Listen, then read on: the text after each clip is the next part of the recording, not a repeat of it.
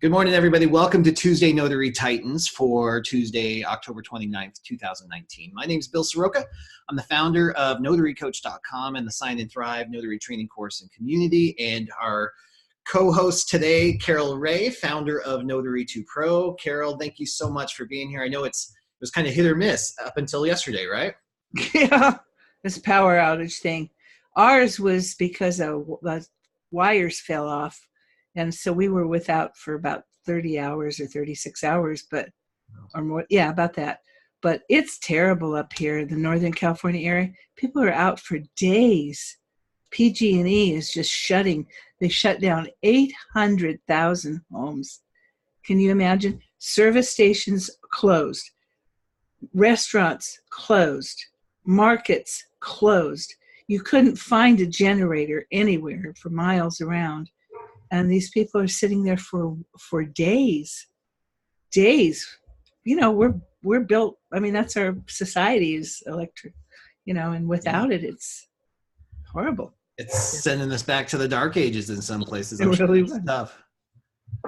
Laura, can you hear me? Julie said Costco's open. Can you Well, they have a lot of generators. Laura, yes, I think we can hear you. Is that you coming in? Okay, I'm hoping so. Oh, there you are. Hi. Can you see me? Hi. Yeah, the video was going, but it wouldn't let me unmute myself. I took that away because we had a lot of people coming in with some background noise, so I kind of took that away. We'll reinstate that a little later on, guys. So when we open for questions. But Laura, thank you so much. I know you were having some outage problems as well. Thank you for being here. Laura Buer, founder of CoachMeLaura.com. Laura, what are you excited about this week? Oh my goodness. I don't know why I didn't give thought to that. I'm excited about some progress, big progress that I'm making in several areas of my business. And so whenever you're on the brink, you feel like you're on the brink of something's going to happen. That's where I feel I am right now. And that's an exciting place to be. I love that feeling. Awesome. Excited for you. Carol, I know we didn't really get to ask you the question. I'm sure you're excited about your power being back on, but anything else going on this week? Yeah, I really had a great time. I have to say, I had my granddaughter and her roommate up here from Tucson, Arizona for a week with 5 dogs and a 3-week-old kitten. I'm excited they went back home. I'm kidding. No, we had a great time, but they just love animals. And they left 3 at home. Wow. It's like a farm. And everything from a teeny little guy, he's a real cute little fellow, up to a half, I don't know what it was, a Rottweiler, something. But they were very well behaved.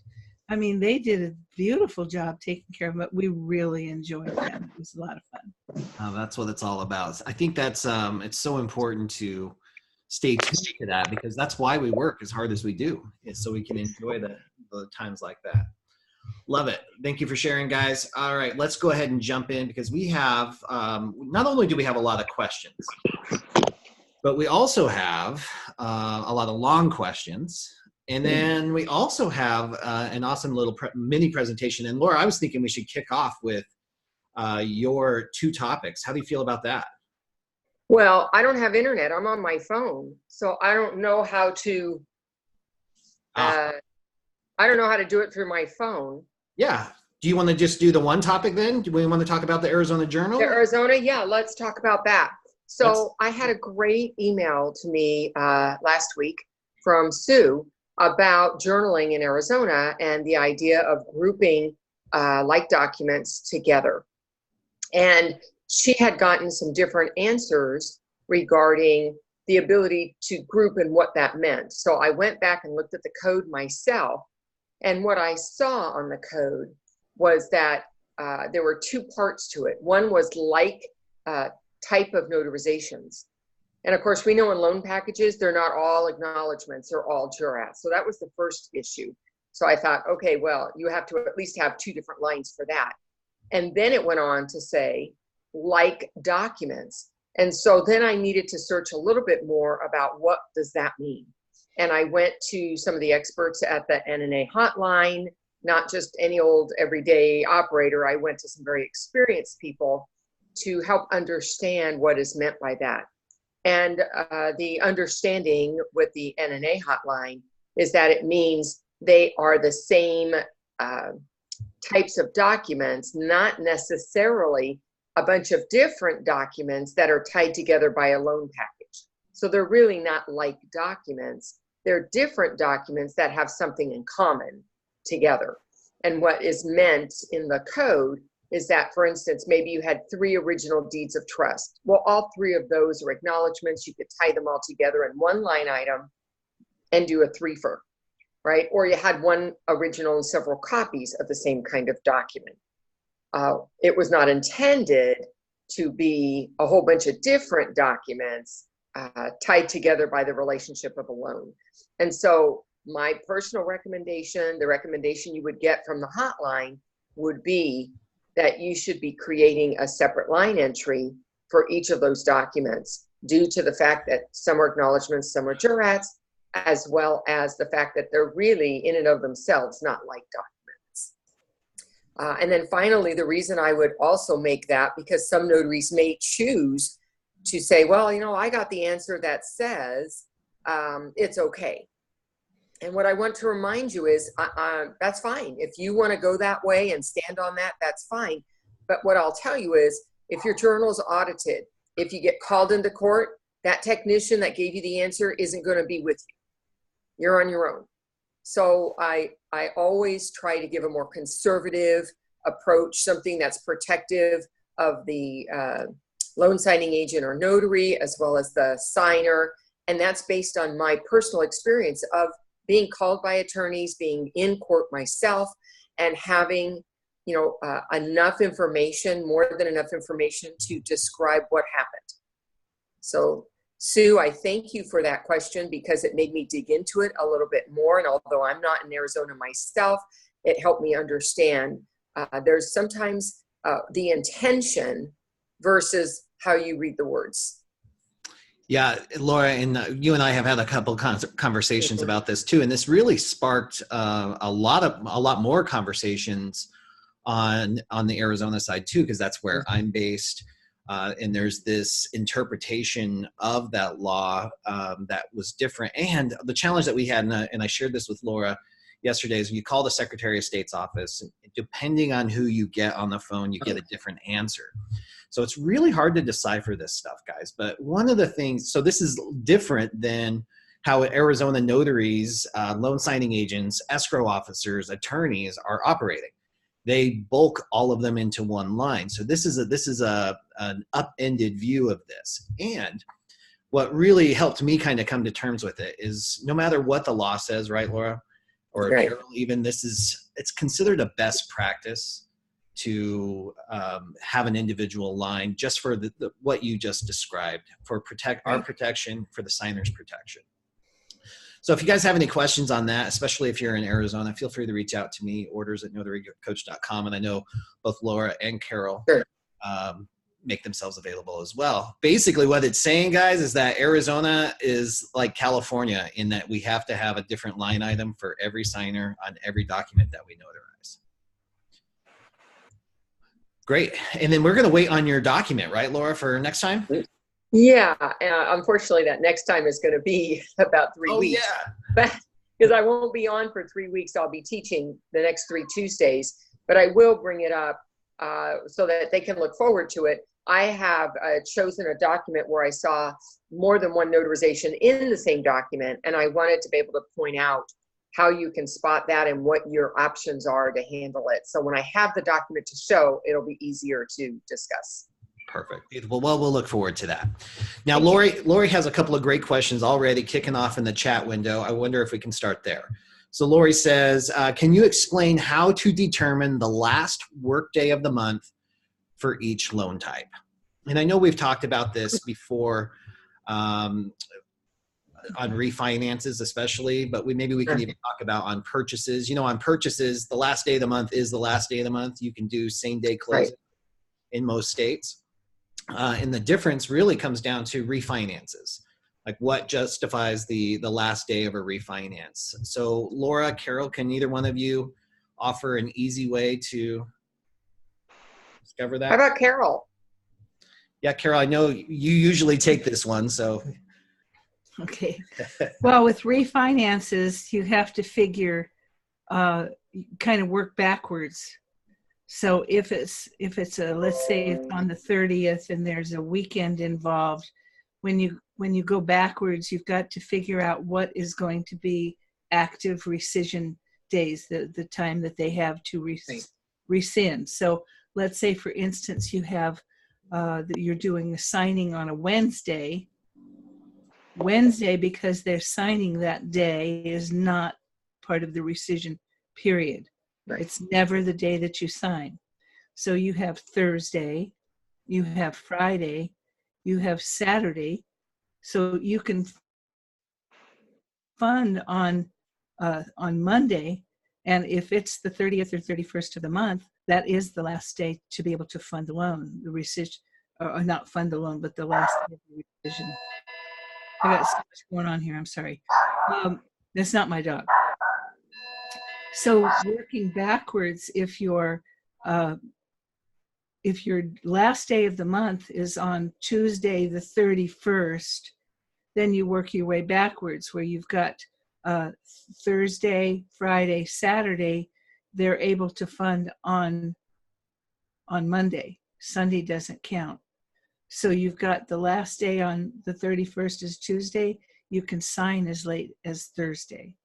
So you've got Friday, Saturday, and Monday, if that makes sense. Friday, Saturday, and Monday are the rescission dates, so they can fund on the last day of the month, which would be the 31st. So you never count Sunday, you never count a holiday, you never count the days that you're signing. So that's, you take a look at it, you count backwards. You can always look at your calendar and figure out what is the last day to sign by going backwards. Yeah, you almost have to kind of reverse engineer it. Like for us, Thursday, October 31st, right now, this month is the last day to fund. In order to have signed, in order to fund on Thursday, you would have had to sign on, what's it, Friday or Saturday? If we count backwards, because Monday is always the easiest day. If somebody signs on Monday, their loan is funding on Friday. If it's a primary residence refinance, that's always the easiest to calculate. So you just you have to work your way backwards that way. So if you signed on Saturday, Saturday doesn't count, Sunday doesn't count, Monday, Tuesday, Wednesday, they fund on Friday. So as long as they signed on Saturday, they would be funding on Thursday. And I want to remind everybody of something, because I know that there's a lot of people that don't remember this, that the notice of right to cancel is only issued when this is a refinance on a primary residence. If everybody would just remember that, they would realize that they don't have a notice of right to cancel on a purchase. And on certain refinances, you're not eligible for a notice of refinance. It's always on primary residence. Absolutely. And for that reason, oh, I'm sorry, Laura, let me unmute you so you can talk. There you go. Sorry. That's why we don't use the right to cancel as some way to entice people to sign loan documents. Never, ever, ever do that, guys. I know there's other training out there that suggests that you should, but that's not used as a tool. That's not our job. Our job, if that loan officer, that licensed loan officer has not sold that loan yet and they are not confident to sign, we do not use the 3-day right to cancel as a way to get them to do that. Oh, go ahead and sign now and think about it for 3 days. We don't do that, because number one, if you suggest that somebody has 3 days to cancel and they don't because it's a investment property or a vacation home, then you might have there's some legal implications for that. It's a slippery slope. You don't even want to go down it. I want to add something to that too, on this notice of right to cancel. I had a situation last year where one of my students had a signing, and the notice of right to cancel ended on Monday, I think it was. The woman that they signed did not decide until the very last minute that she wanted to cancel the loan. She made that decision, and she got her notice of right to cancel in the mail by midnight of the last day of the rescission, which was Monday, I believe. And by the time that they got it, that loan had funded and the docs recorded. And that was the biggest mess. So I've been telling my students, when you are talking about the notice of right to rescind, you need to advise them that if they make that decision, that they need to call their loan officer in advance. Don't just stick that thing in the mail. It was a nightmare having to back out the recordings, the disbursements, everything had to be backed out because they funded after she rescinded, but they weren't aware of it. Yeah, that's a huge deal. And usually, this day and age, people usually email, but even though the right to cancel says mail this in, the writing can usually be an email as well too. But that is a nightmare. It was highly unusual that somebody would do that. Yeah, you don't see a whole lot of cancellations in the first place. Oh. Right. Great questions in the chat window today. Just to reiterate, Gina says she lives in Virginia. They don't even have to have a journal, but she does use one, but she does not have the borrower's sign for every line of every document. Should I? And what Laura just presented was that it's considered a best practice for your own protection and for the protection of the signers to have every document highlighted. If you were to follow this down the chain, guys, and one of the slippery areas of our business is nothing's an issue until it's an issue. Exactly. Because people don't go through your journal. You rarely get audited. They do it. Some states do it, but especially in states where you're not even required to have one, you're never going to get audited. But if you ever get called into a court to defend what happened or to present even what happened without an accurate journal entry, like if you just had one line and one journal entry for an entire loan document package, and the question came up on the deed of trust or an affidavit, like a residency affidavit or something, then there's no way to go back and track that. So it's just considered a best practice, even if you're in a state that doesn't require a journal, to do that. Have a separate line item for every signer on every document that you notarize. That's from the code of conduct from the NNA, right, Laura? Yes, it is. Yeah. Okay, great. And then Judy, I've got her email as well. Judy, I think you're on our roster a couple of times. Let's talk about it. What do signing companies mean when they say eDocs?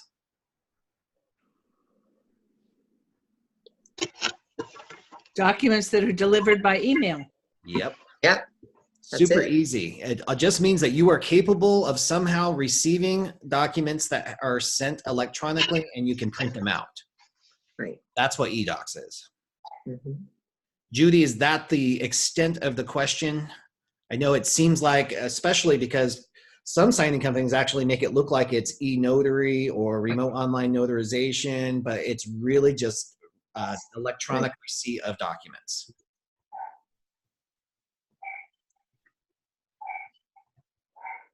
All right. Great questions in there, but I'm going to jump into the presentation because we have some really long ones here. And Laura, because we're going to lose you for 3 weeks, I moved a really great California-specific general notary question to the front here. I want to jump into. There we are. Maybe. Okay, this one's from Ronnie.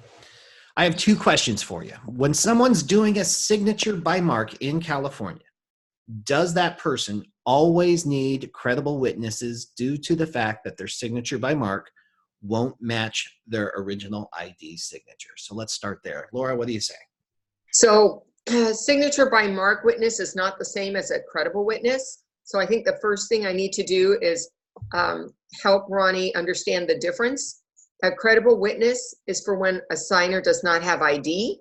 Think of them as a human ID, and they are the way to have satisfactory evidence of identity. And that is their only function. Now let's talk about a signature by mark witness. In California, you are required to have 2 signature by mark witnesses. They do not have the same requirements as a credible witness. They don't have to know the signers. They don't have to produce ID. All they need to do is be in the right place at the wrong time.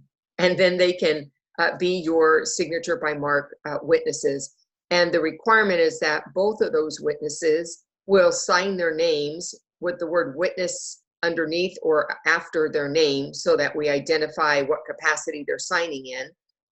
And one of the witnesses will write the words mark of Joe Signer, whatever the signer's name is. Excellent, thank you. And if the person asking for the notarization is in a nursing facility with an ombudsman, do we need the ombudsman to sign when notarizing any document or just documents that have a place for the ombudsman to sign? And will this only be for an advanced health directive? So at the very end of your question is the answer. It's only for an advanced healthcare directive. Not all states have that requirement, but very many do. I know Texas, I believe, does not, but there are many that have that. So yes, it's only for that document. Second, the ombudsman can meet with the signer and have the signer sign their document, as well as the ombudsman signing as a special witness. And if they're asking for the notary rather than the other two witnesses, the notary can come at another time, either at the same time or after the ombudsman has met with the patient, because of course we can just take their acknowledgement that they signed it. And remember, that document typically is an or statement. So it could be two witnesses, and those are document witnesses, not notary witnesses, or one notary. Bill, Ronnie would like to be unmuted. I think he has something. I just made it so she can unmute herself. Ronnie, are you here? Thank you. Yeah, thank you. On the first part of the question with the witnesses for signature by mark, the person that's signing signature by mark, his signature is not going to match his ID. So you still don't need those two witnesses as credible witnesses? So signature, I think that's a little bit of confusion for many notaries. The signature matching the signature on the ID is not an issue for us. That's not our job to match the signature. Our job is to look at the entire presentation of evidence, which means there's a photograph, there's a physical description on it, to feel confident that the evidence provided is satisfactory to the notary. And if there is a reason that's reasonable that they cannot sign their name the way they did before, then of course we have an accommodation for that, and that accommodation is signature by mark. It does not take away from the fact that they presented you satisfactory evidence. Very good. Thank you so much. You're welcome. Great questions. All right, Joanna says, I'd love for you to talk about, as a notary, can I get involved in doing apostille work? What does that entail, and do I need special training? Carol, Laura, I'll let you guys take this one because I know you have a great connection that helps with this as well. Go ahead, Laura. Well, what I would say is, one, yes, notaries can also facilitate apostille work. What's important to know is that the notary is not conducting the certification or apostille. That's the Secretary of State's office. However, you can be a facilitator of that by either physically driving over to the Secretary of State's office if you're in that area, or utilizing a partner, which is what I do. Naz Stieber, Apostilles Now, is who I happen to use, but there are others out there. And having somebody work with you so that you can facilitate a timely turnaround on it is an easy way to add another line of business to your business. And it doesn't take a whole lot of time. Do you need training? There's no laws regarding any training. However, I would not do it unless I understood what was going on. So I would recommend that you have some training about that process, because not all documents go to the Secretary of State. Not all documents have the same certification depending on your state. So you should have a better understanding of that before you jump in. Excellent. Carol, do you have anything to add? Yeah, anything to add, Carol? Well, just a little bit. If somebody's very serious about doing apostille work, consider where you live. I've known a number of people who have done this, and one of the most successful was a gal by the name of Laura Vestinen. You might know her name. She's written some books. Very, very good friend of mine. And she lived on the border of Canada and Washington, right there for years. What an opportunity for her, because that's all she did. She finally got to the point where that's all she was doing was apostille work.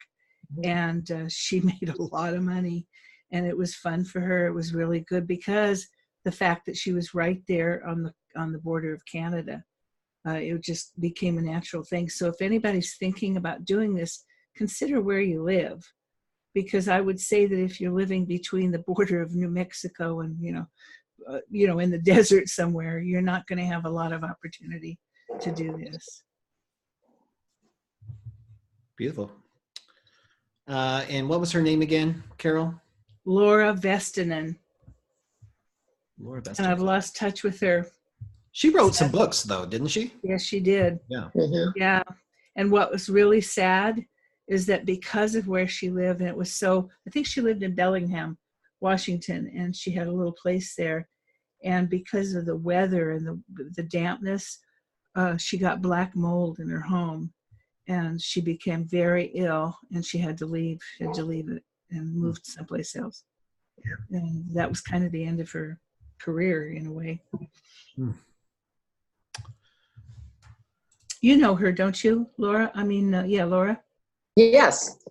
I've had conversations with her, and I've read her book. And I think she did an excellent job. It's a great primer out there for people getting into the loan signing business. And she was out there with that book before anybody that I know about, really. And she did a great job. Trailblazer. Love it. Yes. How's your book coming, Bill? Pretty amazing. It's at the formatter now, so we're looking for a launch on November 7th. So you can bet that I'll be sharing that in the emails for sure. Thanks for asking. We have an amazing launch team. We had 333 people that joined the launch team. So I'm really Oh my God. Yeah, I wrote Your Home on Wheels with one person. That's I awesome. had my husband. It took me a year to write the darn thing. Yeah. It's pretty cool. I sat at my dining room table with one of those machines, makes holes in the book to put the spiral mounting. Hey, it turned out to be a bestseller. What can I say? Exactly. That was amazing. Way ahead of you're again trailblazers. I love it. All right. Robert says, for the acknowledgement and the jurat forms, do the people needing these forms notarized bring them with them, or do you, as the notary, supply them? And then also, do I need to buy them, or can I print them for free from the Secretary of State? Robert happens to be in California. So, Carol, you want to take that one? Or Sure. You're not to provide documents of any sort to the signers.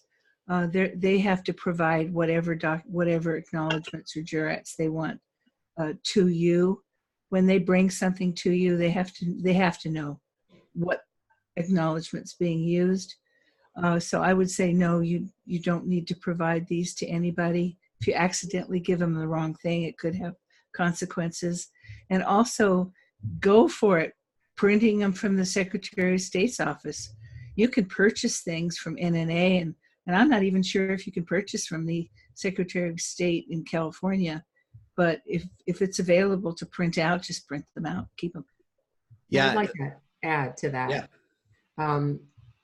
And perhaps it's just the way the question is worded, but the way I understand the question is that the acknowledgement and jurat certificates, and I'm very specific about my language, certificates, it is the requirement of the notary to have those available, so that if the signer can tell you what they want, you have the certificate available to add to their document, or if they have wording that is not acceptable for you in your state, you have the like certificate with the compliant wording.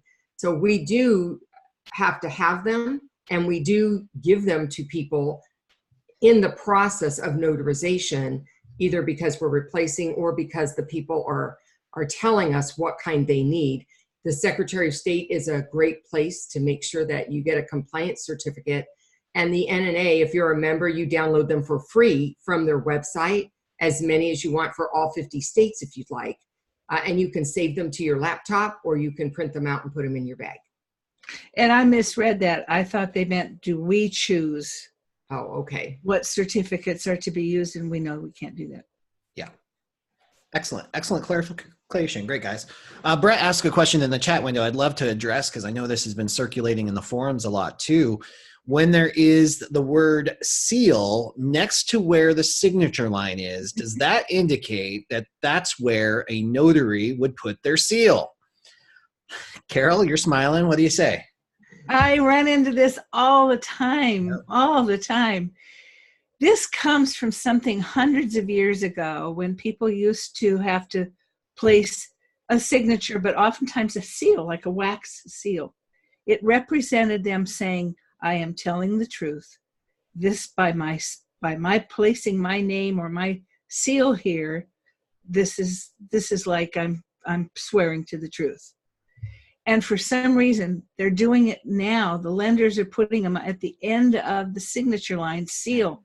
When you're a brand new notary, it's so confusing.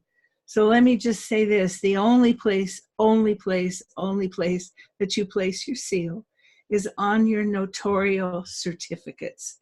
And those don't always say the word seal. You just have to know that they're part of what is required on a notary acknowledgement or a notary certificate. And another thing and we've probably got more advanced people on this than I deal with so many people who know nothing. Notarial certificate is so important for you to recognize what that is and what's required in there.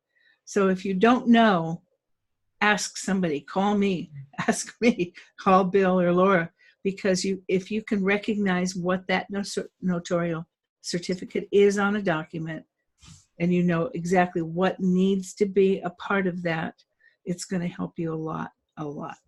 And I'll add too is knowing what a notarial certificate is not. So a lot of times you'll see the note or just a random document that has the seal next to where the signer signs, but there's no indication, there's no notarial certificate language. You are not asked to sign it at all, but it still has the seal. And new notaries, especially when you're sitting at the table, you might think, I'm just going to add my stamp to that. But you cannot stamp or add your seal to a document that you have not completed a full notarial ceremony for. Like you haven't signed it, you haven't filled out your notarial certificate with the venue, so you can't stamp a document that you haven't also signed. So that's a good thing to keep in the back of your mind too. You just don't go stamping documents willy-nilly out there. Laura, what else you got on that? I know you got something. No, I do. One is just as part of that question, I saw Dita ask, the SS, sometimes you'll see in the certificate, and that just means, in particular, Silicet is Latin, and it's like California, in particular, this county. Sometimes you see it, sometimes you don't. It's not a requirement of the certificate. I too run into notaries who think they need to fix their seal, but what I wanted to elaborate on is I want you to think about what you're doing in terms of notarizing. I think a better word would be certifying. I am certifying that certain things took place between myself and a signer. It happened on this date. It happened between me and Joe Signer. And here's what happened. He signed the document and I proved who he was, whatever those statements are. And when there are no statements available for you to make, then there's no notarization happening. Your seal is just a physical representation of the fact that you hold an office. Can I say something real quick? Absolutely. Hey, Judy. Hey, I have seen notarial certificates that start out with, before me sworn are affirmed, da da da da da da da. And then down in the wording itself, it says, acknowledge to me that. So when I'm marking that in my journal, do I mark it as a jurat or do I mark that as a acknowledgement? Gosh, that was the document I wanted to show you. Now I am on my PC, but I don't have the document pulled up. But sometimes documents can have more than one notarization requirement. So up at the top, you might see duly sworn or affirmed, blah, blah, blah, blah, blah, the following. Then at the bottom, you might see an acknowledgement. In that case, you have two different notarial acts for the same person for the same document. One is an oath and the other one is an acknowledgement. And they're two separate notarizations. Okay, just one stamp, but we just counted as One two. stamp. Remember, the stamp is not your notarization. Right. Okay. Just representing who you are. But if you're filling out a journal, you would have, like I would have, two line entries for the same document for the same signer, but the type of notarial act, one would be oath and the other one would be acknowledgement. It's really confusing when they combine them like that. Yeah, definitely not very clear, especially in just the beginning. Hey, Bill. Hey, Judith. Hey. Now I'm unmuted. All right. So the thing with the e-docs is I know like getting the electronic papers in, but when I get some jobs, it'll say like, we use e-docs. So what are they referring to? Is that just that they're sending them to us by e-docs? Yeah. Or are we sending them?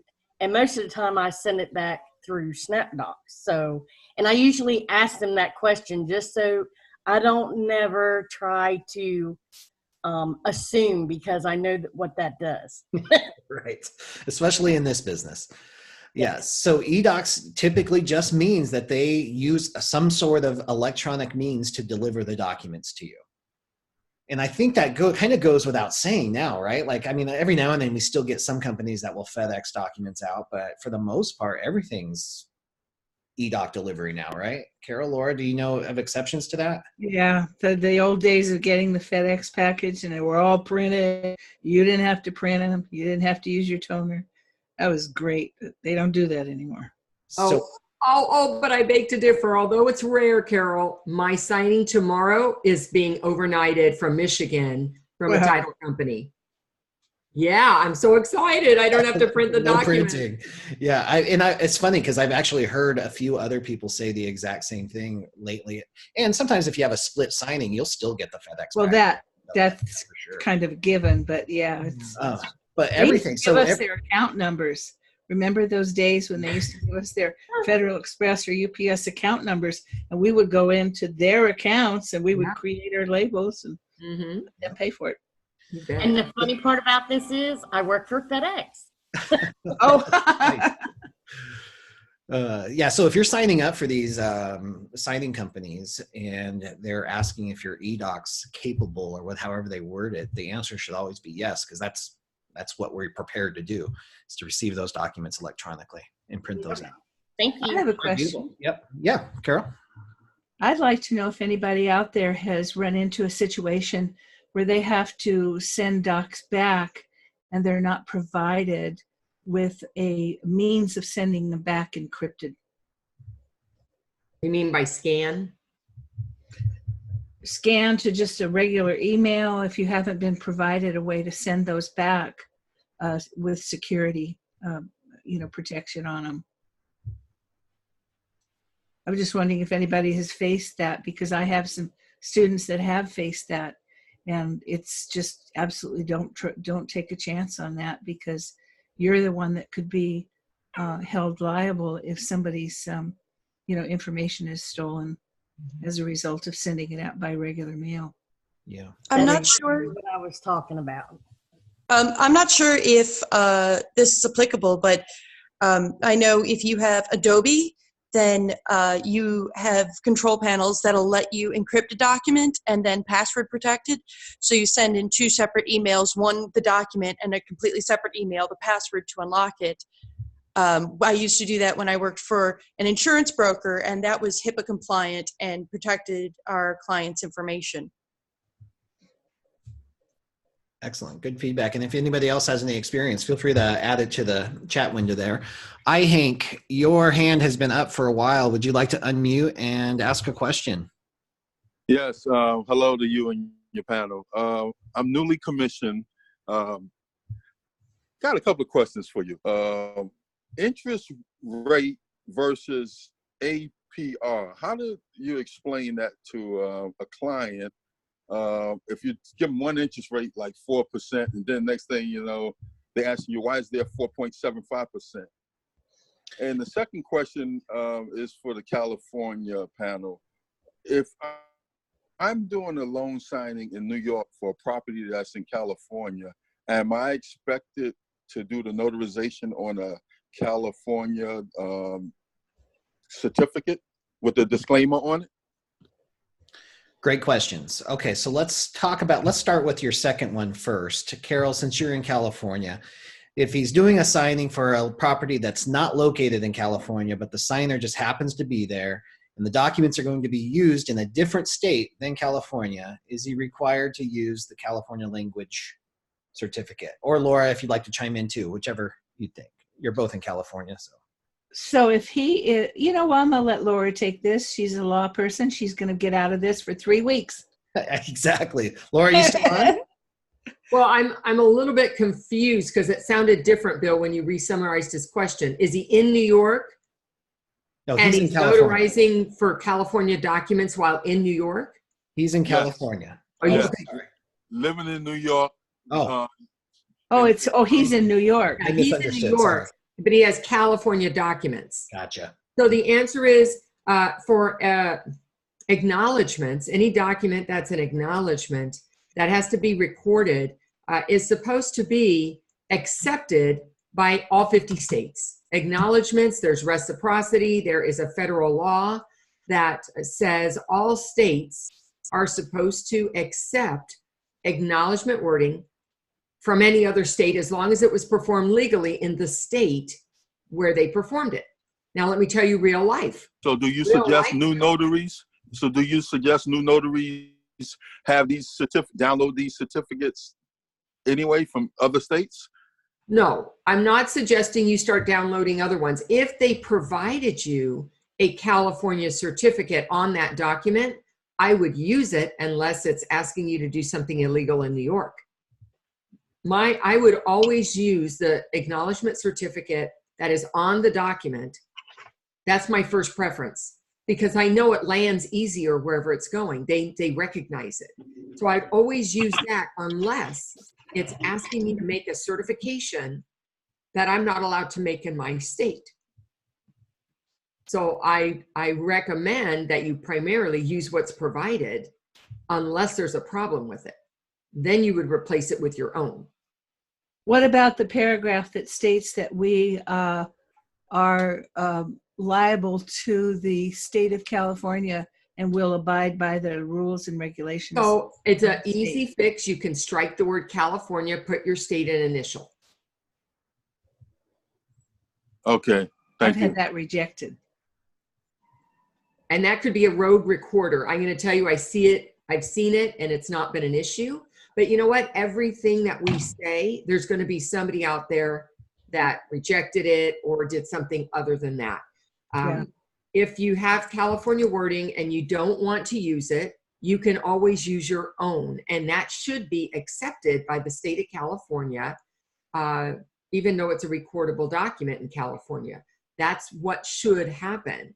However, whenever I can use the existing state's wording, I will, to try to prevent that. It's more likely they'd reject it with New York wording than it is that you filled out California wording and then struck the word California and initialed it and replaced it with your state. Excellent. Great question there. And then the first question that he asked was how to explain the difference between a note rate and the APR. I can take that one if you want. Yeah. Carol, you want to jump in there? Yeah. A note rate is the annual percentage rate that is based on the interest rate that's been planned for that loan. APR is the interest rate that has been established for that loan, plus they had all of the finance charges, all those extra things into it, and they come up with a higher rate. So when people freak out over the APR, it's hard because it's really not something we should be getting into, that explanation. But if it really comes down to people are not signing, or they're really wanting to know about it, it's basically interest rate on the note, which is exactly what they've been told if it's 4.7, and the interest rate based on the finance charges plus the interest rate on an annual basis is always a little bit higher because they're basing it on the finance charges is added in. Yeah.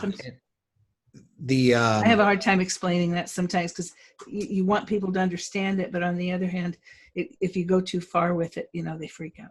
I think that's the thing that we really want to, I think all three of us would agree we need to clarify is it is not your job, and nor should you.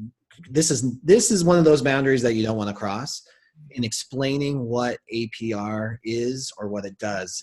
That's part of the long-term impact of a contract, and that's outside our pay grade in this. And if you open up a can of worms like that, there's a lot of escrow officers that will immediately stop working with you. If they have to come in and clean up your mess because you decided that you understand how APR works, and there are people who have been in this business for 20 years that don't understand how APR works, even escrow officers and loan officers, then you get yourself into some hot water. Now, with that said, we still want to have some sort of understanding about how it works, right? So you've got your note rate, you've got the accumulated costs involved in the loan spread over 30 years. So the way that was best explained to me by a veteran loan officer was that if it took a person 30 years to pay off their loan, in effect, they will have paid whatever the APR is. That would be the actual interest that they would have paid, considering the long-term cost of the loan. But still, the note rate is whatever the note rate is. Laura, do you have a different way of explaining or conveying? When I introduce that document, because I don't want to get into that conversation, I have really basic intro, and it costs money to borrow money. That's what this form's about. Good. It costs money to borrow money, and they're like, okay, I get it. Yep, short and sweet. I made mistakes when I first started doing loan signings all those years ago because I was a retired escrow manager. That had been my business for years and years and years. And I found myself wanting to, be a really good signing agent and explain all of these things. And it took me a while to figure out, hey, you're not supposed to know that stuff. Well, and I'll tell you, ever since October 2015, really our life around APR has been a lot easier. Oh, yeah. Because I remember the signings before that, APR was, sometimes they were seeing the APR the first time sitting with you at the closing table. Now with the closing disclosures, it's not supposed to happen that way. They're supposed to get the closing disclosure, 3 days ahead of time. They have, in theory, plenty of time to review it and ask the questions of their lender or closing agent. So I rarely, if ever, get questions about that anymore. Number one, because my focus of attention when I'm in a signing is on page 1 of the closing disclosure and then the signature page of the closing disclosure. Right. So we don't really have to get into that too much. What happens is a lot of times we project what's important to us. So a lot of times we'll see, this person has a 4.25 interest rate, but their APR is 5.75. There's a lot of fees in there. So I really want to point this out. So we just, you're so concerned that you would be upset about that we project that onto the customer, and we really bring too much attention to it sometimes. So that's just outside of our role here. Okay, let's get on to the next one. That was a great question. Thank you, Hank. Appreciate that. Lisa has a question, though. She's been raising her hand. Lisa, what do you say? Can you hear me? Yeah, sure can. Good morning, everyone. Happy Tuesday. Happy Tuesday. Okay, so here's my question. Yesterday, I made a phone call to one of my an escort officer that I've met over the phone, and I just jumped in and just asked her, who does she use as a loan signing agent, and she asked me if I was. I said absolutely, and she goes, "Girl, you have to send me your stuff. I would love to work with you." So she wanted me to send her a PDF document of all of my credentials. And my question is, do we do that? I mean, is that okay to do? Well, I'm trying to think of Does any that make reason why sense? we. I'm sorry. Go ahead. If somebody who wants to work with me is asking me for all my credentials, then absolutely I would. I mean, I guess we have to assume that your information is secure. You're not going to send over your social security number and stuff like that. But yeah, what I like to go a little bit further. What kind of credentialing do you mean? What would you like to see? Got it. Usually it's the same thing that the signing company is going to ask for, right? They're going to need to see your notary commission certificate. They're going to need your E&O insurance. I always like to send a link to my signingagent.com profile. But only do that if you've really taken pride in your signingagent.com profile and you've enhanced it and optimized it. Throw some personality in there that makes it look like you want to do business. And by all means, have a photo in your profile, please. That really makes a difference. What they're asking for is your resume. This is, you're presenting yourself as a business to them. But Laura, Carol, do you see any reason why you wouldn't send information? Is there something I'm missing here, or do you just roll with it? Oh, go with it. I roll with it. And congratulations. That's awesome. Thank you, Bill. All right. I told you 2020 it's going to be a good year for me. I'm going hard. Awesome. I can't wait. All right. We'll see you later, Lisa. Thanks. Thank you so much. Oh, I cut you off. Sorry. And Laura, I think you have to go as well, right? I gotta go. Sorry. All right. No problem. Thank you so much. Carol, you and I will just wrap up here. We just got a few more minutes. Sure. Bye, Laura. All right. Alicia, we're going to come back to the P Corps because there's only one state affected by that. Oh, goodness. All right. Cheryl says, a question that I have is how to navigate the upcoming recession. I'm thinking of quitting my current full-time job and becoming a loan signing agent in the next few months, but I don't want my new business to flop if there will not be enough people buying houses for me as a newbie to compete with more seasoned LSAs in order to keep continual work during the recession. What are your thoughts on when the recession will begin and how to keep signings from going keep them going despite a tightening market? Carol, this is a really deep question. What are your thoughts on this right now? First of all, I don't want to think about recession. Mm-hmm. This is something we don't know for sure if this is going to happen. I certainly wouldn't plan my life around it. If you're interested in getting into this business, though, now is the time.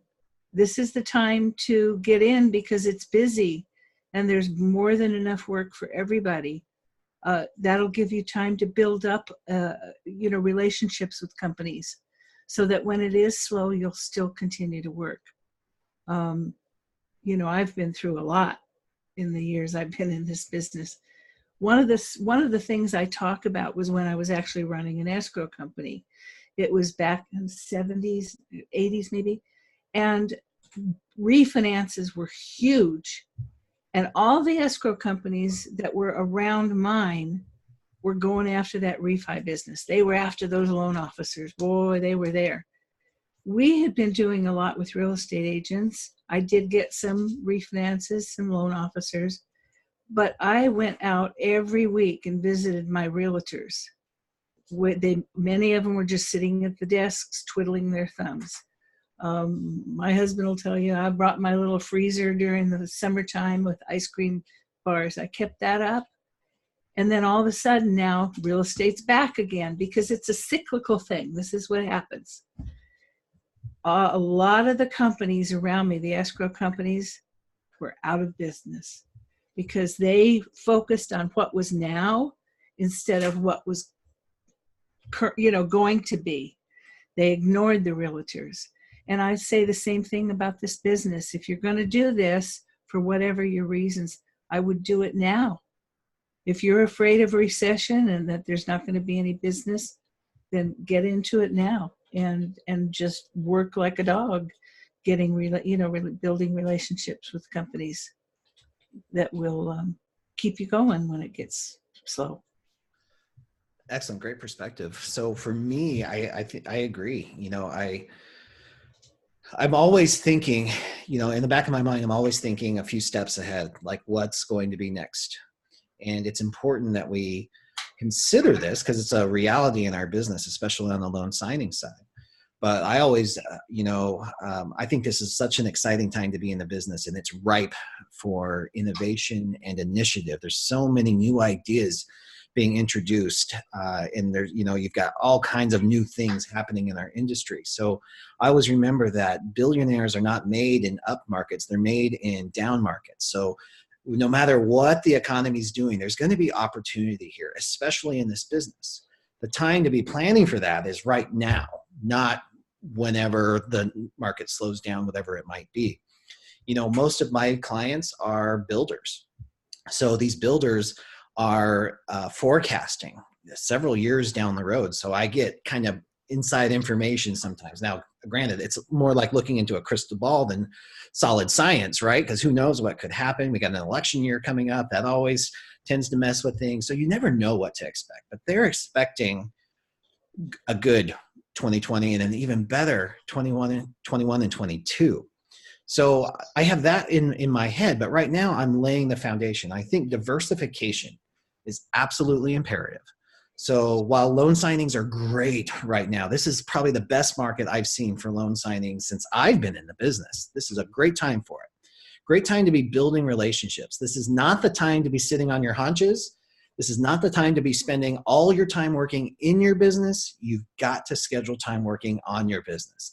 You've got to be maintaining these relationships, cultivating, digging deeper into them. You've got your foot in the door. You're getting the appointments. Keep growing those relationships so they outlast whatever little boom we're experiencing right now. Then from there, diversify your income and your revenue streams. Get into general notary work, guys. General notary work is the most sustainable component of this entire business. It will outlast everything. So learn, become the expert in your state and really take this on.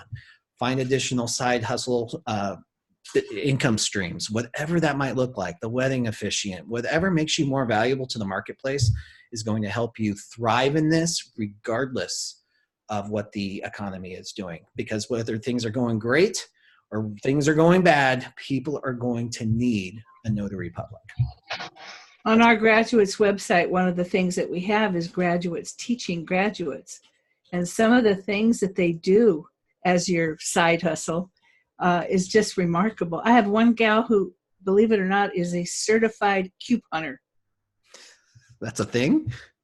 Certified couponer. That's what she does. She goes to Walmart's, grocery stores, food, whatever, all the big food markets and things. And she teaches people how to coupon. Okay. I mean, people do all kinds of stuff. All kinds of weird things out there. I love it because there really are so many creative ways to get into it. And guys, I'd like to close out today because Helen just asked a great question because I have been hearing a lot of this lately. When you get a job offer, but it requires faxbacks, how can you afford to do that?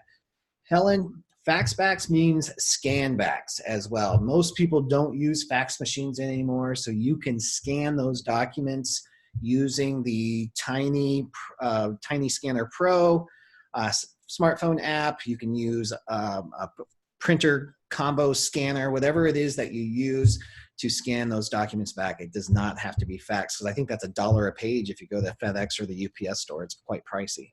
Scanning is pricey there too, but all right, guys, that brings us right to 9:01. I'm going to wrap up here. Carol, thank you so much for spending so much of your time with us today. Very much appreciated. And guys, thank you for watching and contributing so much to the questions, the answers, and the feedback in the chat. That's what makes this so powerful. Thank you so much for growing yourself and your business on a Tuesday. We will see you next week. Bye-bye.